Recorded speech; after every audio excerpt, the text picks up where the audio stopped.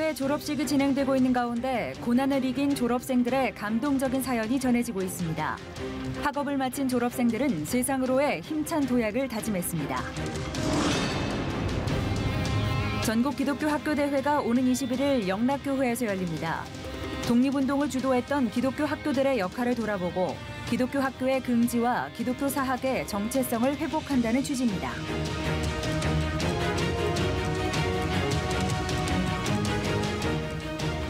여러분 안녕하십니까? C채널 매거진 굿데이 첫 소식입니다. 졸업은 부푼 꿈을 안고 공부를 이어온 학우들이 날개를 달고 사회로 나아가는 뜻깊은 첫 걸음입니다.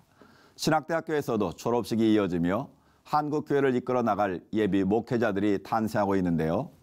웨스트민스터 신학대학원 대학교에서 특별한 졸업식을 맞은 분들이 있어서 변현준 기자가 만나봤습니다. 웨스트민스터 신학대학원 대학교 학위 수여식에서 최고령으로 상담심리학 박사학위를 수여받은 유미경 씨는 감격을 감추지 못합니다. 지난 2009년 박사과정을 시작했지만 대형교통사고로 어려움을 겪은 뒤 10년 만에 학위를 수여받았기 때문입니다. 교통사고 후 학업을 포기할 만큼 심한 우울증과 공황장애를 겪으면서도 내 딸과 손자들의 어머니, 할머니의 역할을 해내야 했던 유 박사. 그럼에도 불구하고 자식들에게 남은 것은 미안함 뿐입니다. 그 1초 사이에 제가 목숨이 왔다 갔다 그랬던 것 같아요. 자율신경에 뭐가 문제가 생겼나 봐요. 거기서 이제 우울과 이제 공황장애를 일으켜서 그러니까 모든 세상이 회색으로 보였었어요. 가서 돌보지 못해서 지금까지도 두고두고 이게 마음에 가슴을 맺힌 게 그때 그냥 모든 걸 포기하고 그래도 가야 되는데 그걸 못 해준 거에 대한 그런 아쉬움 그런 것들이 참 많이 있어요. 이러한 어려움들을 극복하고 끝끝내 박사학위를 받은 유 씨는 그간의 어려움을 하나님께서 내 교만을 꺾고 연단하신 기간이라고 고백합니다. 하나님도 그렇게 해주신 이유가 있더라고요. 하나님한테 밑바닥 치는 경험을 한 거예요. 너의 모든 교만이 꺾어지고 짓지 않고는 안 된다라고 하나님께서 저한테 그 시간을 주셨던 거예요. 저에게는 일생에 있어서 가장 귀했던 그런 시간이었던 것 같아요. 이날 졸업식에선 석사학위 과정 156명과 박사학위 과정 28명이 학위를 수여받았습니다. 외신대 정인찬 총장은 학우들에게 늘 그리스도의 영광을 위해 사는 목자가 되라고 당부했습니다.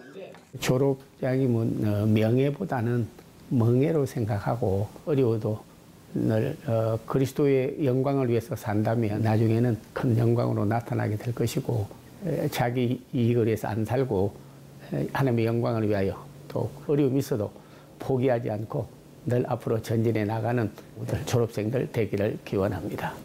외신대는 지난 1967년 미국 웨스트민스터에서 파송온 라버도 선교사와 한국의 김달생 박사가 설립한 복음 중심의 초교파 신학대학원입니다. C채널 뉴스 변은준입니다. 시각장애인 대학생 29명에게 7천여만 원의 장학금이 전달됐습니다. 시각장애인 차세대 리더 양성을 취지로 시행되고 있는 효명 장학 사업에서는 2010년 이후 현재까지 총 322명에게 10억 5천만 원의 금액을 전달했습니다. 조홍현 기자가 보도합니다. 앞이 어두워 잘 보이지 않지만 열심히 공부할 수 있다는 즐거움과 남다른 꿈이 있기에 학생들의 마음만큼은 그 어느 때보다도 환합니다. 어렵고 불편했던 경험을 복지와 특수 교육 활동에 적용해 꿈을 펼치고자 하는 학생과 아름답고 똑부러진 목소리로 아나운서를 꿈꾸는 학생, 뛰어난 음감으로 악기를 연주하는 학생 등 이들이 마주할 밝은 미래가 기대됩니다. 장학금을 받은 학생들은 앞으로의 꿈에 많은 지지와 응원을 해주심에 감사하다며 더욱 뜻깊은 대학 생활과 학업 활동을 이어갈 것이라고 소감을 밝혔습니다. 이제부터는 효명 장학금을 바탕으로 더욱 뜻깊은 대학 생활과 특수교사라는 꿈을 가꾸어 나가려고 합니다. 이렇게 후원뿐만 아니라 효명 장학에 관련된 많은 분들이 저의 앞으로의 꿈에 있어서나 할 일에 대해서 많은 지지와 응원해 주신다는 게 너무 기쁠 뿐입니다. 사람들에게 소통하고 그 속에서 감정과 그런 정서를 공유하는 그런 아나운서가 되는 게 가장 큰 목표이고 비전이기 때문에 앞으로 더 많이 공부하고 2019년 상반기 효명 장학금은 29명의 학생들에게 장학금 약 7,200만 원의 금액이 전달됐습니다. 1978년부터 시각장애인 장학사업과 복지에 생애를 바쳐온 실로암 시각장애인 복지회 김선태 이사장은 이번 수여식에서 하나님께 절박하게 매달리는 삶을 강조했습니다.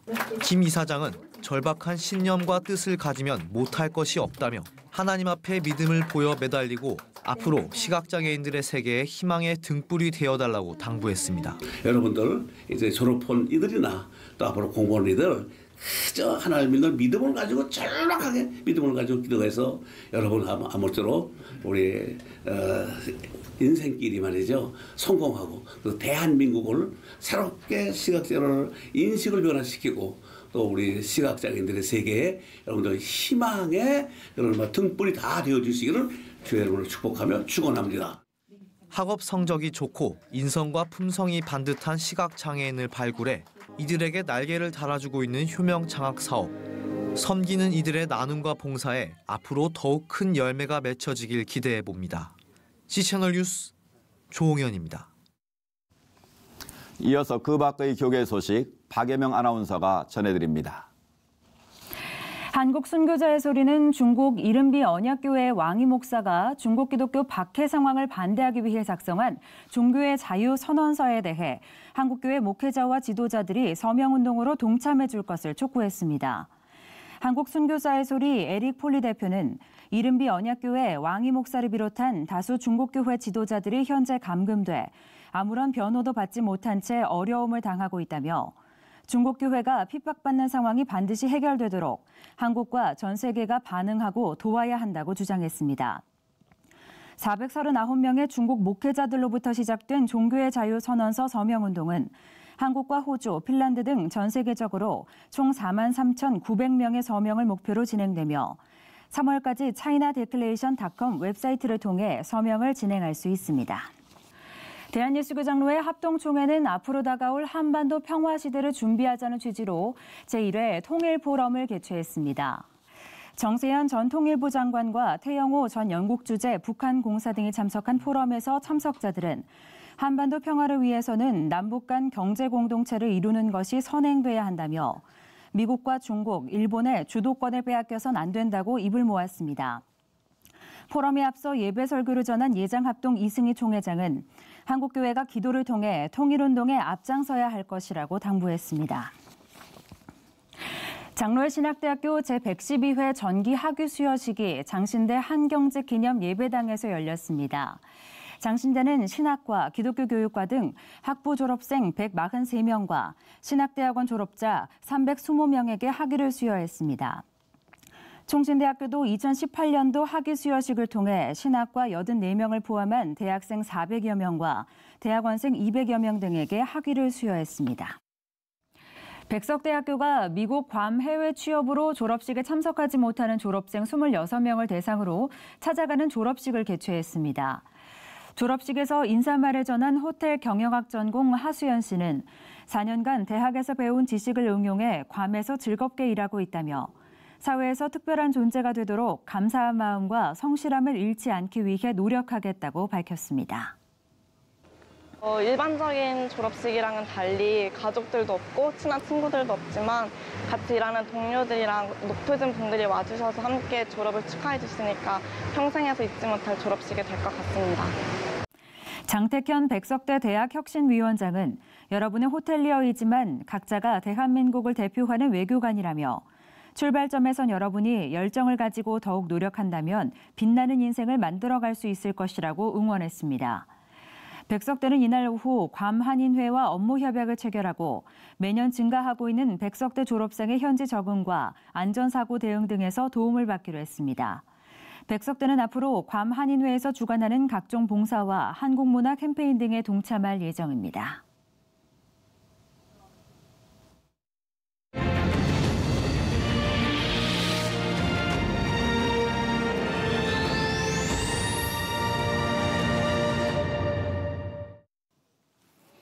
연속 기획으로 만나봅니다. 3.1운동 100주년 그 역사 속으로 오늘은 2월 21일에 열리는 전국 기독교 학교 대회 중심으로 말씀을 나누겠습니다.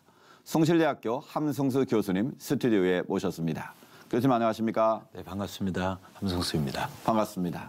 앞서 말씀드린 대로 21일이죠. 전국 기독교 학교 대회가 열린다고 들었습니다. 어떤 성격의 대회인지 좀 소개해 주시죠.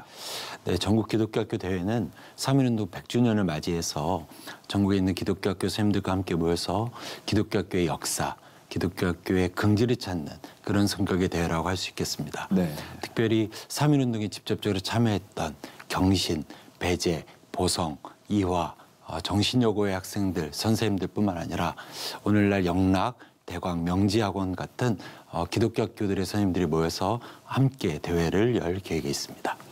네, 전국 기독교 학교 대회가 특별히 올해는 역사적으로 3.1운동 100주년이 되는 특별한 해 아니겠습니까? 네. 이 특별한 해 열리는 이유가 있을 것 같습니다. 사실 그 3.1운동이 종교들, 특별히 기독교가 굉장히 역할을 많이 했다는 사실은 잘 알려져 있는데요. 저희들은 더 구체적으로 그 3.1운동의 실제적인 역할을 했던 기독교 학교들, 그리고 학생들과 교사들의 역할에 좀 더 관심을 가졌습니다. 네. 돌아보면 사실 3.1운동은 기독교 학교 운동이었다라고 말해도 과언이 아닐 정도로 많은 학생들과 선생님들이 주도적으로 역할을 하였는데요. 이런 부분들을 우리가 다시 한번 재조명해서 우리 안에 거룩한 역사, 또 긍지를 가질 수 있는 역사를 다시 한번 재조명하자, 이런 목적을 갖고 있습니다. 네. 특별히 3.1운동 100주년의 의미를 담고 대회가 열리는 것 아니겠습니까? 3.1운동 속 기독교 학교, 그 당시에 어떤 역할을 했는지 좀 자세하게 소개해 주시죠. 기독교 학교 역할은 사실 굉장히 광범위했는데요. 네. 크게 보자면 먼저 기지로서 역할을 기독교 학교가 감당했습니다. 기지로서 역할이요? 예, 스테이션이었는데요. 네. 사실 당시 일본 정부는 영국과 미국과의 관계 때문에 다른 종교에 비해서 기독교에 대해서 노골적이거나 직접적인 탄압을 하기는 좀 어려웠습니다. 네. 그래서 독립지사들이 기독교 학교에 모여서 경신학원, 배재학원, 숭실학원에 모여서 거사를 계획하기도 했고요. 또 학생들은 기숙사, 기독교 학교의 기숙사에 모여갖고 자치적으로 독립운동에 대한 계획을 세웠습니다. 또 전국적으로 있었던 기독교 학교들에서 독립선언서들이 만들어지고 네. 태극기가 만들어졌는데요. 그럴 수밖에 없었던 것은 각 학교마다 등사기가 있었기 때문에 독립선언서가 기독교 학교에 은밀히 전해지고, 그러면 비밀리에 그 독립선언서를 만들고, 또 교사와 학생들은 태극기를 만들어서 시민들에게 나눠주고 독립운동을 실제적으로 이끌어갔던 부분들이 있습니다. 그렇군요. 지금 생각해보면 그 당시 독립만세운동에 참여했던 사람들이 10대 청소년들 아니겠습니까? 네. 그런 분들이 어떻게 민족을 이끄는 선각적인 역할을 할 수 있었던지, 그 원동력이 무엇인지 궁금하거든요. 굉장히 이렇게 저는 중요하게 보는 관점인데요. 네. 평양에서 있었던 3.1 만세운동에 맨 앞장섰던 학생들은 숭실학원의 고적대 학생들입니다. 근데 이 학생들의 사진을 보면 지금 초등학생 정도 되는 굉장히 왜소한 체구의 학생들이거든요. 이 친구들이 맨 앞장에 서서 믿는 사람들은 군병 같더니 이 찬양을 연주하면 수많은 어른들과 학생들이 함께 행진을 했습니다.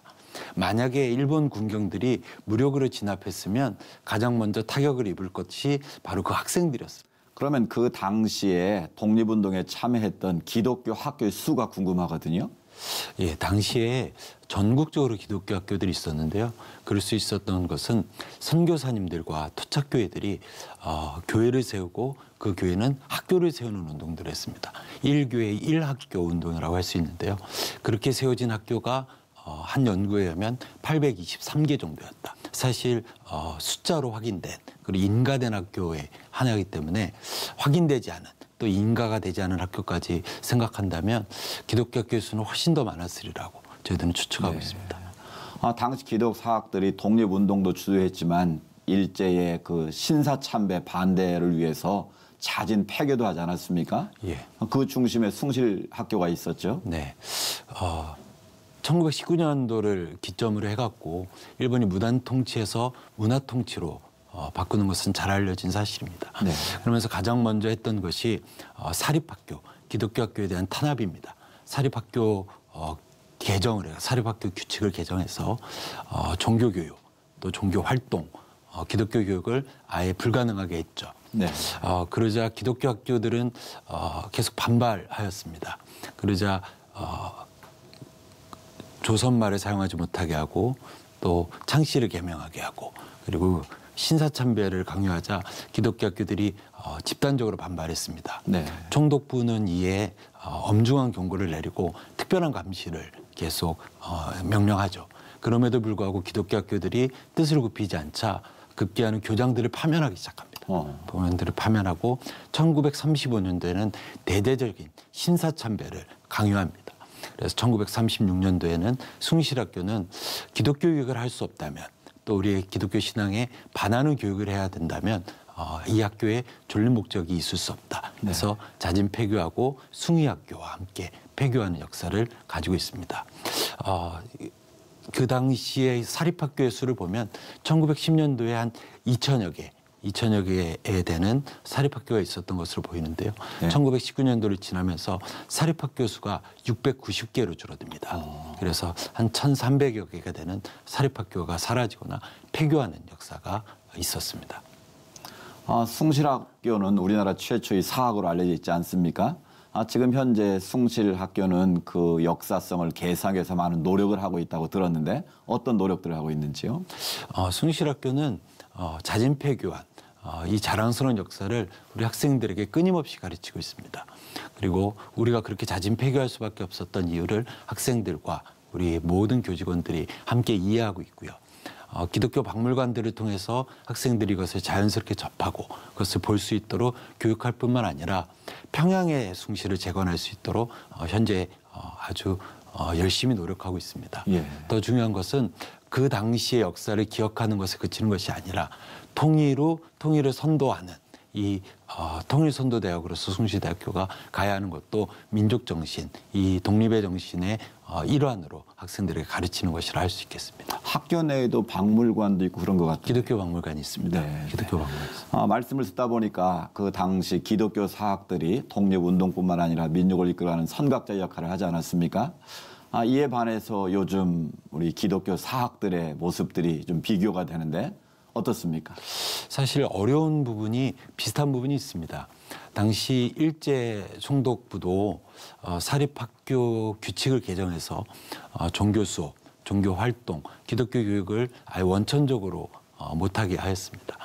그런데 1974년도에 실시된 평준화 정책으로 인해서 현재 기독교 학교들도 종교 교육, 기독교 교육, 종교 활동을 하는데 역시 어려움을 겪고 있습니다. 40년 전의 평준화 정책은 사실 필요한 부분들이 있었습니다.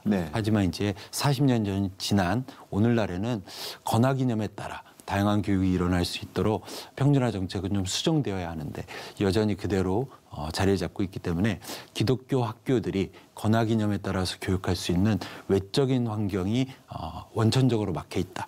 이렇게 저희들은 이해하고 있습니다. 또 하나는 당시 학생들의 이야기에 따르면 선생님들에 대한 존경이 대단했습니다.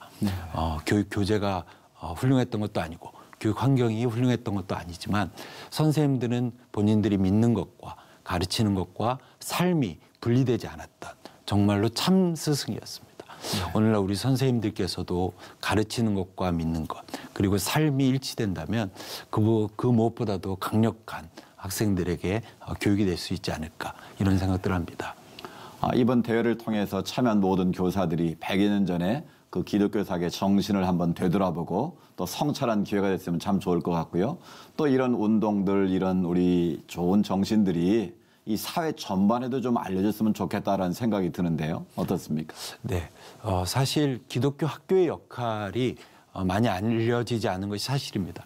그래서 이번에 저희들은 대회를 준비하면서 건강하게 이 사실을 알릴 필요가 있겠다. 그래서 다음 세대들을 위한 다양한 교육 자료를 만들어서 학교와 교회에서 학생들에게 교육할 수 있도록 저희들이 도움을 주려고 노력하고 있고요. 더 나아가서는 선생님들이 함께 모여서 기도하며 또 마음을 모아서 일제 탄압과 어떤 위협에도 무릎을 꿇지 않았던 기독교 학교가 어쩌면 대학 입시, 세상의 화려한 성공 앞에서 스스로 그 역사를 바꾼 것은 아닌지 우리를 좀 돌아보고 자성의 목소리를 또 참여하는 시간을 가져야 된다는 생각을 합니다. 한 가지 재밌는 것은 저희들이 만들어진 교육 자료로 학생들과 함께 수업을 해봤는데요. 한 20명 정도 되는 고등학생들과 함께 했는데 교회를 다니지 않는 친구들이 대다수였습니다. 네. 하지만 이 수업을 해보니까 저희들이 생각했던 것보다 훨씬 더 길게 수업을 할 수 있었고요. 그리고 아이들이 실제 고백으로 이런 기독교라면, 이런 역사를 가진 기독교라면 나도 교회를 다니겠다라고 공식적으로, 공개적으로 선언할 만큼 아주 좋았습니다. 이것이 어떤 기독교 학교의 역사를 자랑하는 데 그치는 것이 아니라 오늘날 우리 기독교 학교가 어떠한 사명을 감당해야 하는지 이 부분에 우리가 다시 한번 생각을 주는 계기가 되는 그런 대회가 됐으면 합니다. 네, 말씀하신 것처럼 이번 대회를 통해서 기독교 역사의 정통성을 다시 한번 되짚어보고 또 앞으로 이 한국 교회가 어떻게 나아가야 될 것인가, 또 학교가 어떤 일을 감당해야 될 것인가를 대안을 제시하는 좋은 대회가 되기를 저희도 기도하겠습니다. 오늘 말씀 감사합니다.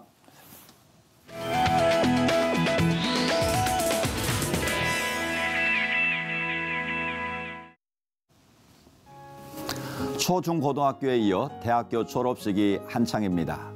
졸업식이 새로운 출발이라는 희망보다는 사회에 떠밀려 나가야 하는 부담으로 다가오는 졸업생들도 많은데요. 청년들이 신나게 일할 수 있는 환경이 만들어지는 세상, 오늘 또 그날을 꿈꿔봅니다. 오늘 순서는 여기까지입니다. 시청해주신 여러분 고맙습니다.